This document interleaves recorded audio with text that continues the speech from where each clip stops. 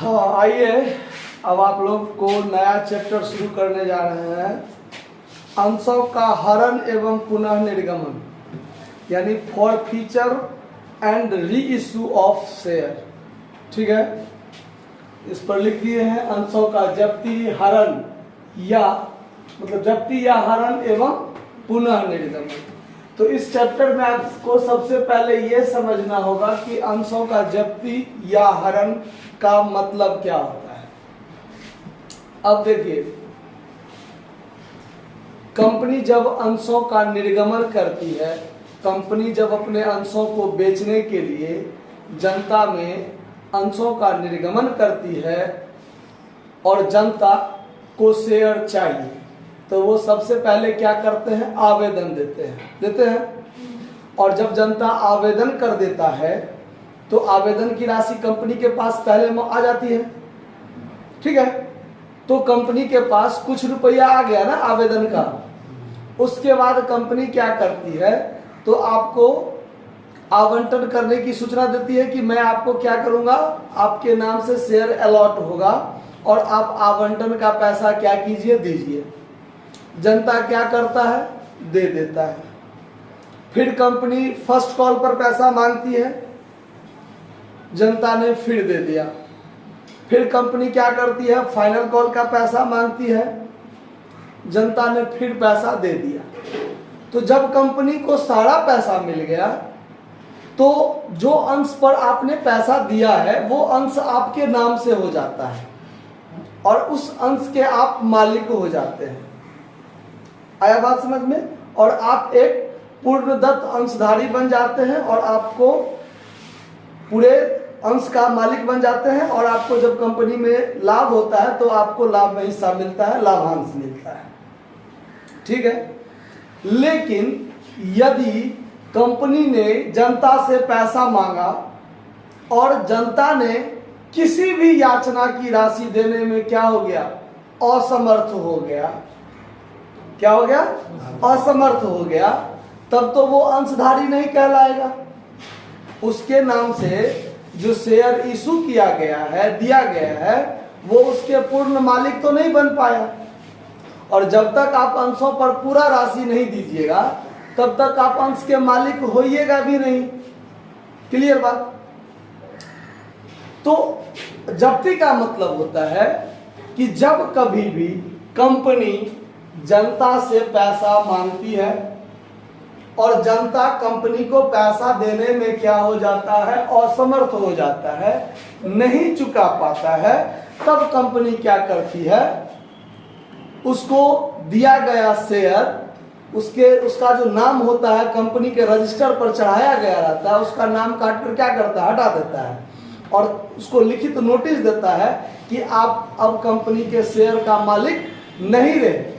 और इससे पहले आपने जितना पैसा अभी तक दिया है वह पैसा आपका क्या हो जाएगा, जब्त हो जाएगा। क्या हो जाएगा, जब्त हो जाएगा। जैसे नॉर्मली एक बात समझते हैं, आपने अभी 12वीं में एडमिशन, 11वीं इंटर में एडमिशन करवाया, आपने पहले अप्लाई किया, फिर कॉलेज में आपका एडमिशन हो गया, आपने रजिस्ट्रेशन भी कर दिया, लेकिन फॉर्म भरते समय आपने फॉर्म भरा ही नहीं। आपने फॉर्म नहीं भरा तो क्या आप 12वीं के स्टूडेंट कराइएगा? आपका परीक्षा होगा, रिजल्ट होगा? नहीं होगा। तो उसी प्रकार कंपनी भी क्या करती है, बात सेम नहीं है लेकिन एगो एग्जाम्पल दिए हैं आपको। ठीक है, कि मान लीजिए आपने आवेदन पर पैसा दे दिया, आपने अलॉटमेंट पर भी पैसा दे दिया, आपने फर्स्ट कॉल पर भी पैसा दे दिया और फाइनल कॉल का जब पैसा कंपनी आपसे मांगती है और आप नहीं चुका पाते हैं तो फाइनल कॉल से पहले एप्लीकेशन, अलॉटमेंट, फर्स्ट कॉल, इतना पैसा तो आपने दे दिया, वो पैसा आपका क्या हो जाएगा, जब्त हो जाएगा और आपका नाम कंपनी क्या करेगी, अपने रजिस्टर से काट कर हटा देगी। और जितना रुपया आपने अभी तक दे दिया है वो रुपया कंपनी के लिए क्या हो जाएगा, कंपनी के लिए फायदा हो गया और वो अंश आपका क्या कर लेगा, जब्त कर लेगा। यही होता है अंशों का जब्त। आया बात समझ में? जब कंपनी अंश को जब्त करती है तो अपने रजिस्टर से आपका नाम काट कर क्या कर देती है, हटा देती है।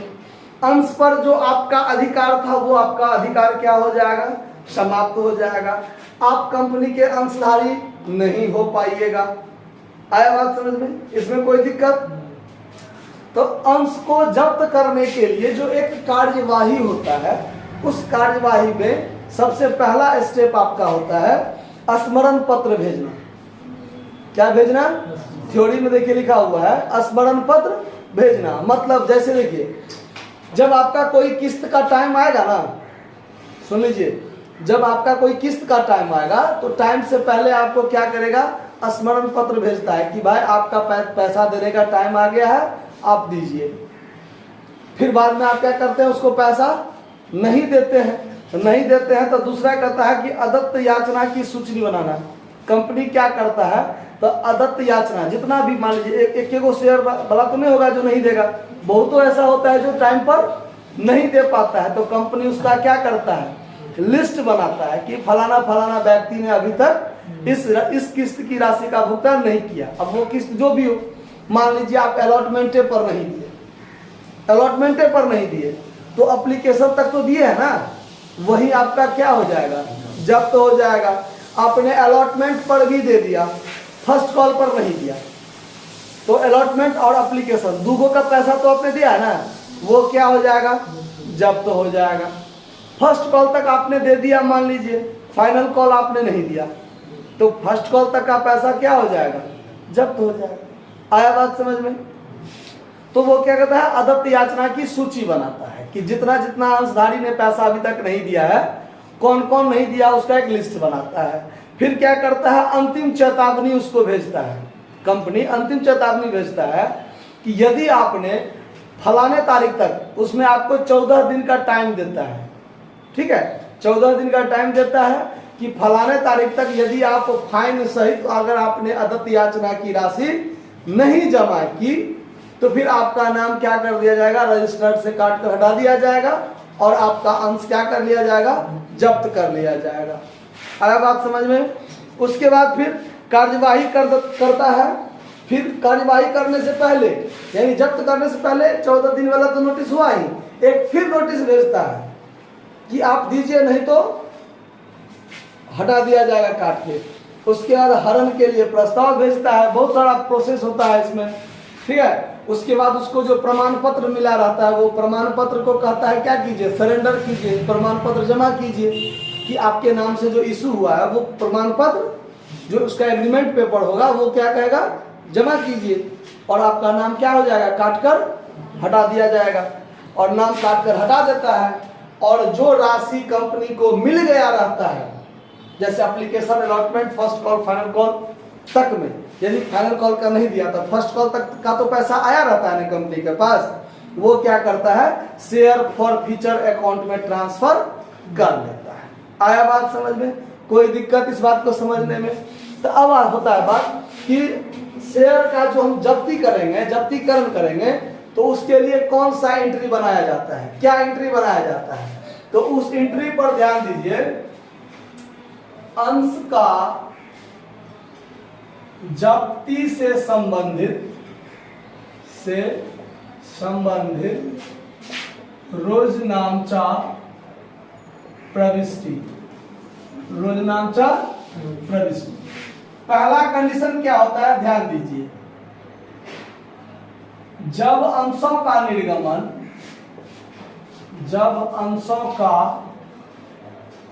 निर्गमन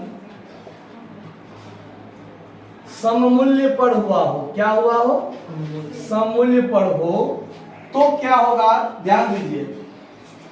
अंशों को जब जब्त किया जाता है तो आपका नाम से पूंजी खाता खोला जाता है। जनता के नाम से क्या किया जाता है? पूंजी खाता खोला जाता है। तो बैंक, आपने रुपया दिया तो बैंक अकाउंट दिया, 2 शेयर कैपिटल होता है ना निर्गमन के लिए, यानी 2 शेयर कैपिटल का मतलब हो गया कि आपने पैसा दिया और आपका पूंजी खाता खुल गया, अंश पूंजी खाता खुल गया। जब आपका नाम रजिस्टर से काटकर हटा दिया जाएगा तो शेयर कैपिटल को डेबिट करके क्या कर दिया जाता है? समाप्त कर दिया जाता है। तो यहाँ पर एंट्री बन जाता है शेयर कैपिटल अकाउंट दिया, शेयर कैपिटल अकाउंट दिया। अब इसमें अमाउंट क्या होगा? ध्यान दीजिए। Called up amount, called up amount, called up amount का मतलब कंपनी ने अभी तक यानी जब जब्त किया तब तक जितने अंशों पर जितने रुपया करके मांगा है, यानी जितना अंश जब्त किया उस पर शेयर कितना मांगा है उतना रुपया। यानी जैसे मान के चलिए कि 100 शेयर है और फर्स्ट कॉल तक पैसा आपने दिया, फाइनल कॉल का पैसा आपने नहीं दिया। हम आपसे मांगे तब ना आपने नहीं दिया, मैंने आपसे मांगा तब तो आप नहीं दिया। तो मांगा गया रुपया कहां तक हुआ? फाइनल कॉल तक। कहां तक? फाइनल कॉल तक। तो पर शेयर 10 रुपया हुआ ना, तो 100 शेयर को जब्त किए और गुने 10 रुपया, तो 1000 रुपया हो जाएगा कॉल्ड अप। 100 शेयर को जब्त किए और मांगे 10 का 10 रुपया। आपने फर्स्ट कॉल तक दिया, फाइनल कॉल का नहीं दिया। तो नहीं दिया कब? हम मांगे तब ना नहीं दिया, तो मांगा हुआ रुपया तो पूरा हुआ। तो 100 शेयर जो जब्त किए गुने 10 रुपया जो मांगे, 1000 रुपया यहाँ हो जाएगा शेयर कैपिटल अकाउंट दिया। यदि मैंने आपसे फाइनल कॉल का मांगा ही नहीं, यानी सिर्फ फर्स्ट कॉल तक ही मैंने आपसे मांगा, फर्स्ट कॉल तक मांगा, आपने फर्स्ट कॉल का नहीं दिया, अलॉटमेंट तक तो दिया, तो अलॉटमेंट तक आपका क्या हो जाएगा? जब्त हो जाएगा। लेकिन शेयर कैपिटल अकाउंट जब डीआर करेंगे उसमें कितना अमाउंट होगा? तो 100 शेयर गुने 3 रुपया फाइनल कॉल पर मांगा ही नहीं, तब फर्स्ट कॉल तक कितना मांगा? 7 रुपया मांगा, तो 100 गुने 7, 700 रुपया यहाँ डेबिट होगा। जितना शेयर को मैंने जब्त किया गुने जितना शेयर पर शेयर मैंने कंपनी ने मांगा, उतना रुपया यहाँ पर होगा। आया बात समझ में? कोई दिक्कत? तो शेयर कैपिटल अकाउंट डीआर में कितना होता है? कॉल्ड अप अमाउंट, यानी जितना शेयर को जब्त किया और गुने जितना शेयर मांगा, जितना पर शेयर मांगा। उसके बाद क्रेडिट में क्या होगा? तो जिस पर रुपया नहीं आया है, जिस पर रुपया नहीं आया है उसको क्या किया जाता है? क्रेडिट किया जाता है। और जितना जितना नहीं आया रहता है अमाउंट भी उतना ही। अब देखिए, जैसे मान लीजिए मैंने फाइनल कॉल तक मांगा, फाइनल कॉल तक मांगा, आपने एप्लीकेशन पर दे दिया, ना अलॉटमेंट पर दिया, ना फर्स्ट कॉल पर दिया, ना फाइनल कॉल पर दिया, आपने नहीं दिया। तो एप्लीकेशन पर जो दे दिया है वही रुपया आपका क्या होगा? जब्त होगा, वही ना जब्त होगा। लेकिन जिस पर नहीं आया उसको क्रेडिट करेंगे। उसको क्यों क्रेडिट करेंगे? उस पर ध्यान दीजिए।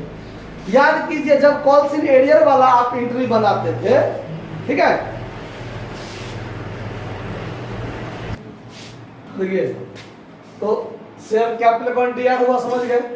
अब क्रेडिट में क्या होगा? तो जैसे मान लीजिए अलॉटमेंट पर नहीं आया, तो जैसे आप कॉल्स इन एरियर वाला एंट्री याद कीजिए कि जैसे मान लीजिए कॉल्स इन एरियर अलॉटमेंट पर मांगते थे कितना? शेयर अलॉटमेंट अकाउंट डीआर आप 10,000 मांगते थे टू शेयर कैपिटल अकाउंट, 10,000 मान के चलते हैं, मानते थे। लेकिन 1,000 नहीं आता था, 1,000 नहीं आता था। जैसे मान लीजिए 9,000 आया तो bank account DR to share allotment account, calls in arrear का एंट्री नहीं करते थे। और यहाँ मान लीजिए 9,000 आया तो टू शेयर अलॉटमेंट अकाउंट 9,000 किए ना, 1,000 से क्रेडिट करना क्या है? बाकी है, तो वो यहीं पर क्रेडिट होगा। आया बात समझ में? कॉल्स इन एरियर का इसीलिए एंट्री नहीं होता है। अगर मान लीजिए कॉल्स इन एरियर का एंट्री हम करते तो जब्त करते समय शेयर कैपिटल अकाउंट डीआर करते, टू कॉल्स इन एरियर कर देते, ठीक, अब बाकी टू शेयर फॉर फ्यूचर जितना जब्त कर लिए वो। लेकिन कॉल्स इन एरियर का तो एंट्री करते नहीं है। जैसे यहाँ पर शेयर अलॉटमेंट को हमने 1,000 से क्रेडिट नहीं किया। क्यों नहीं किया? क्योंकि रुपया नहीं आया। तो नहीं आया तो जो नहीं आया उसको जब्त करते समय मैनेज करेंगे, इसीलिए यहाँ पर टू शेयर अलॉटमेंट अकाउंट जितना रुपया नहीं आया, जितना रुपया नहीं आया कॉल्स इन एरियर वाला, ठीक है। वैसे ही फर्स्ट कॉल पर रुपया नहीं आया तो to share first call account कि कौन सा रुपया? जो कॉल्स इन एरियर हुआ होगा वो रुपया, to share final call account. कौन सा रुपया? कॉल्सिन एरियर वाला। और अब देखिए शेयर कैपिटल में से allotment first call final call पर नहीं आया तो एप्लीकेशन पर जो आया होगा वही ना जब्त हो जाएगा।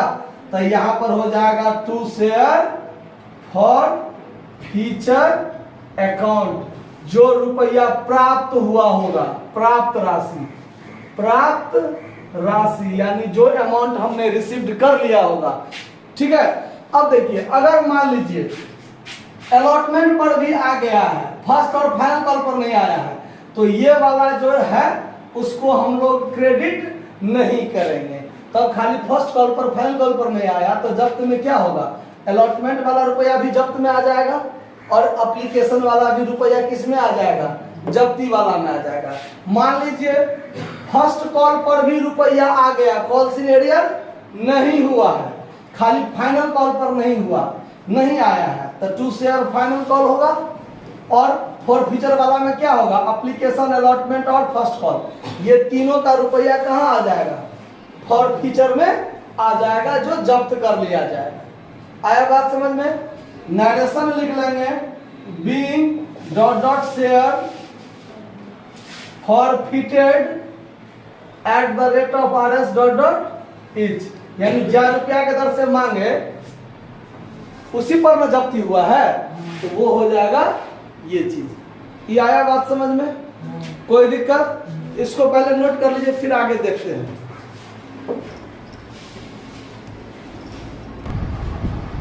देखिए जब अंशों का निर्गमन प्रीमियम पर हो, अंशों का जब्ती से संबंधित रोजनामचा प्रविष्टि तो है ही। दूसरा कंडीशन, जब अंशों का निर्गमन किस पर हुआ हो? प्रीमियम पर हुआ। तो प्रीमियम पर होने के कंडीशन में दो तरह की बातें होता है, दो तरह का बात। क्या? तो पहला बात, जब प्रीमियम की राशि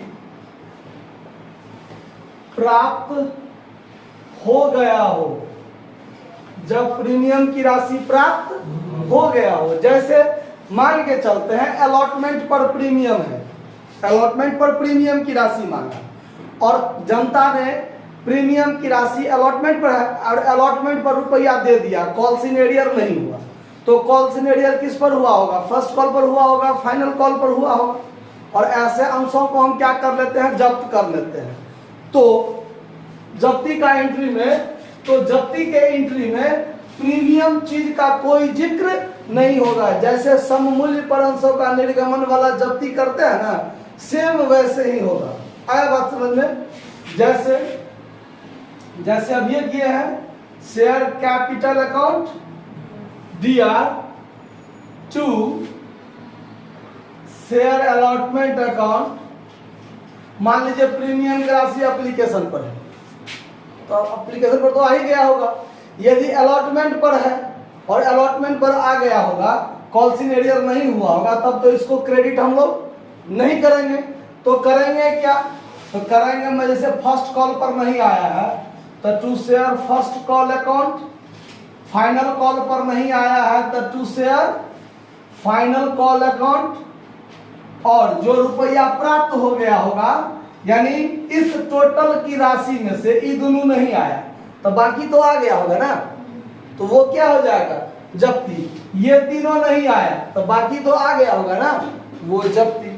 ठीक है, तो जो आ गया होगा वो क्या हो जाएगा? To share forfeiture account. समझ में आ रहा बात? एंट्री ध्यान रखना है, नरेशन में वही चीज, being dot dot share for fitted. ठीक है, फॉर फिटेड लिख लीजिएगा, कोई दिक्कत? इसको नोट कर लीजिए। देखिए जब अंशों का निर्गमन प्रीमियम पर हुआ हो तो दो कंडीशन हुआ कि जब प्रीमियम की राशि प्राप्त हो गई हो तो वो देख लिए, और जब प्रीमियम की राशि बी कंडीशन में देखिए, बी कंडीशन में जब प्रीमियम की राशि प्राप्त नहीं हुआ हो, जब प्राप्त नहीं हुआ हो तब क्या होगा? ध्यान दीजिए, शेयर कैपिटल अकाउंट तो डीआर हुआ होगा ही होगा, शेयर कैपिटल अकाउंट डीआर होगा, यानी जितना शेयर हम जब्त करेंगे और गुने जितना रुपया हमने अभी तक मांगा पर शेयर वो, तो यहाँ पर अमाउंट तो वो होगा शेयर कैपिटल अकाउंट डीआर। अब देखिए जब प्रीमियम की राशि प्राप्त नहीं हुआ हो, जैसे मान के चलते हैं प्रीमियम की राशि अलॉटमेंट पर कंपनी ने मांगा होगा, प्रीमियम की राशि अलॉटमेंट पर कंपनी ने मांगा होगा, तो मांगने वाला एंट्री क्या बना होगा, share allotment account DR to share capital और टू सिक्योरिटीज प्रीमियम रिजर्व हुआ होगा एंट्री। लेकिन जब बैंक अकाउंट एंट्री डीआर किए होंगे, ठीक है, जैसे अलॉटमेंट पर प्रीमियम की राशि कंपनी ने मांगा होगा, तो आप एंट्री क्या बनाए होइएगा, शेयर अलॉटमेंट अकाउंट डीआर किए होइएगा, टू शेयर कैपिटल अकाउंट किए होइएगा और to securities premium reserve account किए होइएगा। ये चीज तो आप किए होइएगा। लेकिन जब बैंक अकाउंट एंट्री बनाए होइएगा, bank account DR to share allotment account, और इस पर कॉल्स इन एरियर हुआ होगा, तो सिक्योरिटीज प्रीमियम का भी रुपया नहीं आया होगा, ना तो इसका कैपिटल का आया और ना ही प्रीमियम का आया, दोनों में से कोई रुपया नहीं आया ना। तो सिक्योरिटीज प्रीमियम रिजर्व तो क्रेडिट हो चुका है, मगर उसका रुपया नहीं आया, तो सिक्योरिटीज प्रीमियम रिजर्व को डेबिट करके क्या करना होगा, समाप्त करना होगा। तो यहाँ पर हम लोग securities premium reserve account D R भी करेंगे, यानी जितना शेयर जब्त किए और गुने प्रीमियम का जो रुपया होगा वो। ये एंट्री सब आप ज्यादा बेहतरीन रूप से आप जब प्रैक्टिकल क्वेश्चन बताएंगे ना, तब और बेहतर से समझ में आएगा। सिर्फ इतना ध्यान रखिए कि प्रीमियम की राशि जब नहीं आया हो और उसको जब्त करेंगे, तो share capital account DR, securities premium reserve account DR to. अब जिस पर नहीं आया होगा, जैसे अलॉटमेंट पर नहीं आया होगा तो to share allotment account, first call पर नहीं आया होगा तो to share first call account, final call पर नहीं आएगा तो to share final call account, और जो रुपया आ गया होगा वो to share forfeiture account. Narration being dot dot share forfeited. आया बात समझ में? कोई दिक्कत? इसको नोट कर लीजिए। देखिए जब्ती का संबंधित बात समझ गए। अब पुनः निर्गमन वाला बात पर ध्यान दीजिए। नाम से ही क्लियर है, पुनः निर्गमन मतलब एक ही चीज को फिर से इशू करना, दोबारा बेचना। मतलब मान लीजिए ये पेन है, मैंने ये पेन सोनू को 10 रुपया में दिया था, ठीक है। ये बोला कि हम आपको 10 रुपया टाइम पर दे देंगे थोड़ा थोड़ा करके। इसने क्या किया, तो 7 रुपया तक हमको दे दिया फर्स्ट कॉल तक, और फाइनल कॉल पर 3 रुपया ये हमको नहीं दिया। तो हमने क्या किया, सोनू से ये पेन छीन लिया। क्या किया? छीन लिया। और इसने अभी तक जो 7 रुपया दिया था हमको, वो 7 रुपया इसका क्या हो गया, बुड़ गया। मैंने वो 7 रुपया इसका जब्त कर लिया। आया बात समझ में? तो इस पेन पर अभी तक हमको कितना फायदा है, अभी तक इस पेन पर हमको कितना फायदा है, 7 रुपया फायदा है ना। ये पेन हम रख के क्या करेंगे, हम सोचे चलो इस पेन को हम प्रभास के हाथों क्या करते हैं, बेच देते हैं। तो इस पेन को हम दोबारा बेचने के लिए क्या किए, निकाल दिए। दोबारा बेचने के लिए क्या किए, निकाल दिए। जब दोबारा इसको हम बेचने के लिए निकाले, तो ये पेन प्रभास को हम 10 रुपया में भी दे सकते हैं, 12 रुपया में भी दे सकते हैं, और 7 रुपया में भी दे सकते हैं, 8 रुपया में भी दे सकते हैं। मतलब 10 रुपया दाम है, 10 रुपया का 10 रुपया में भी इसको हम दे सकते हैं। हमारी इच्छा पर डिपेंड है कि मैं इसको 10 रुपया में फिर से बेचूं, और लेने वाला इच्छुक है 10 रुपया में ले लेगा। मेरा इच्छा है कि मैं इसको 12 में बेचूं, और लेने वाला इच्छुक है तो 12 में भी ले सकता है। यदि थोड़ा मेरा कंपनी का थोड़ा स्थिति थोड़ा डाउन है तो हम कहते हैं चलो ठीक है, जब्ती वाला है ना, फिर से रिश्यू कर रहे हैं, चलो 8 रुपया भी देगा तो दे देंगे, कोई बात नहीं, हो सकता है।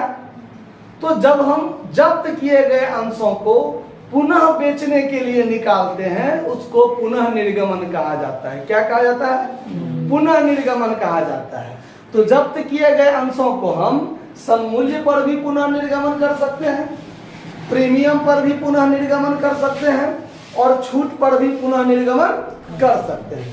तो जब्त करते समय इस पर हमको कितना फायदा हुआ था? 7 रुपया। इसको हम मैक्सिमम कितने रुपया तक घाटा सह के बेच सकते हैं?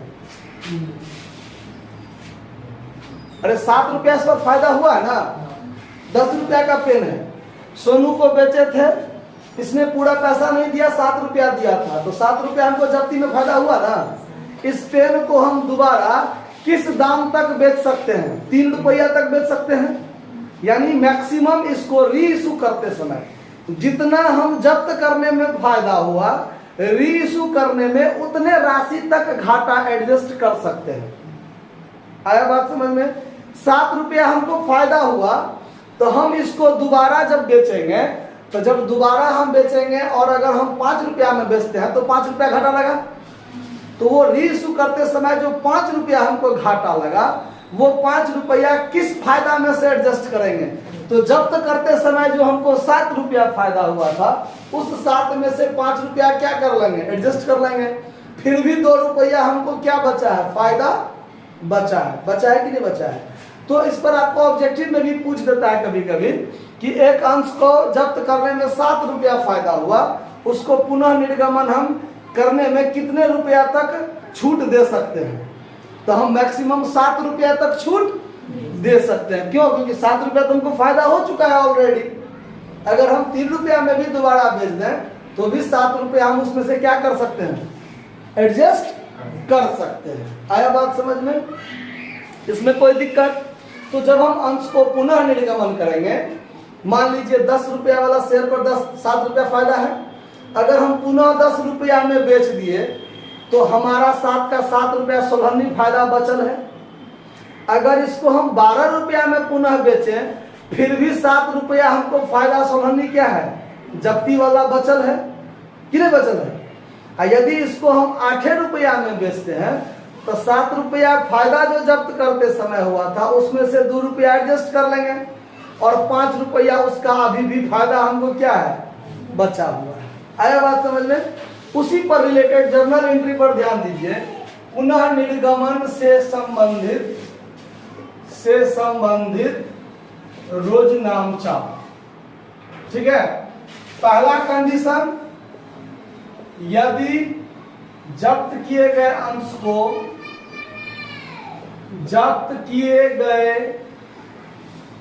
अंश को सममूल्य पर पुनः निर्गमन हो तो एंट्री बनेगा बैंक अकाउंट DR, अमाउंट कितना? जितना प्राप्त करेंगे, जैसे नंबर ऑफ शेयर गुने क्या रुपया के दर से री इशू किए हैं वो दाम। आया बात समझ में? 100 शेयर को हम 10 रुपया के दर से पुनः निर्गमन किए तो 1000, 8 रुपया के दर से पुनः निर्गमन किए तो 800, 12 रुपया के दर से पुनः निर्गमन किए तो 1200। क्लियर? यानी जितना रुपया हमको आया वो रुपया, यानी रिसीव्ड अमाउंट। कितना अमाउंट? Received amount. ठीक है। To share capital account. आया समझ में बात?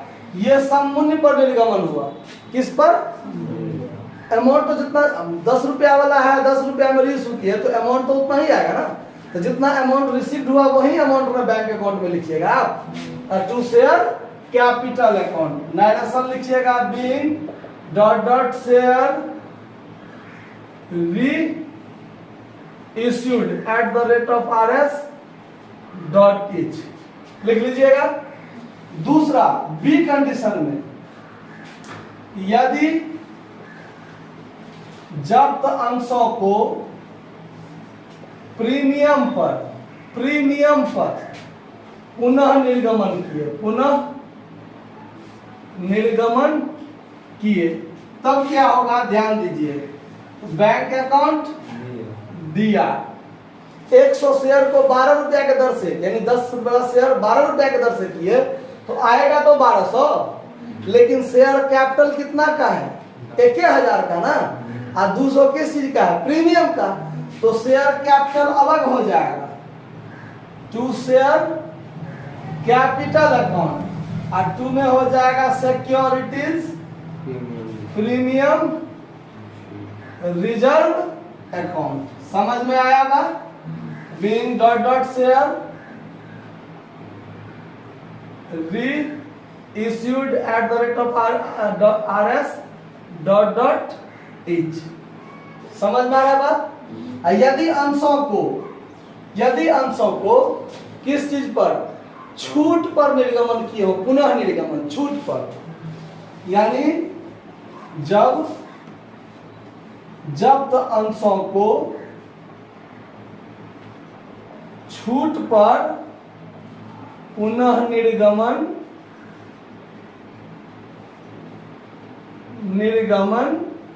करेंगे, तो देखिए बैंक अकाउंट डीआर, जैसे 10 वाला शेयर 8 में जारी करेंगे तो 100 शेयर है मान लीजिए तो 800 आएगा हमको, और शेयर कैपिटल में घाटा कितना लगेगा 2 रुपया के दर से 200, तो वो घाटा कहां से एडजस्ट करेंगे, जब्त करते समय जो शेयर फॉरफीचर अकाउंट में फायदा हुआ था उसमें से एडजस्ट करेंगे। आया बात समझ में?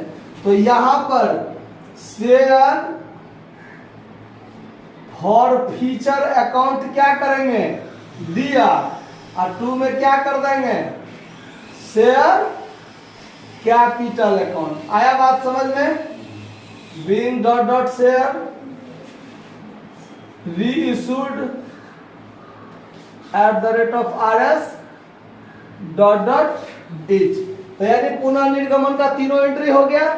अब देखिए जब अंशों का पुनः निर्गमन हो जाता है, जैसे एक शेयर को जब्त करने में 7 रुपया फायदा हुआ, री इशू करने में 2 रुपया घाटा हुआ, तो 2 रुपया यहाँ घाटा एडजस्ट कर लिए, 5 रुपया तो बचा रह गया मेरा, वो 5 रुपया क्या होगा, चूंकि ये पूंजी से संबंधित फायदा है तो ये पूंजीगत फायदा है, उसको जब अंश को हम पुनः निर्गमन कर देते हैं तब जो हमारा शेयर फॉरफीचर अकाउंट का बैलेंस बच जाता है उसको हम लोग क्या करते हैं, तो कैपिटल रिजर्व में ट्रांसफर कर देते हैं। कहाँ ट्रांसफर करते हैं?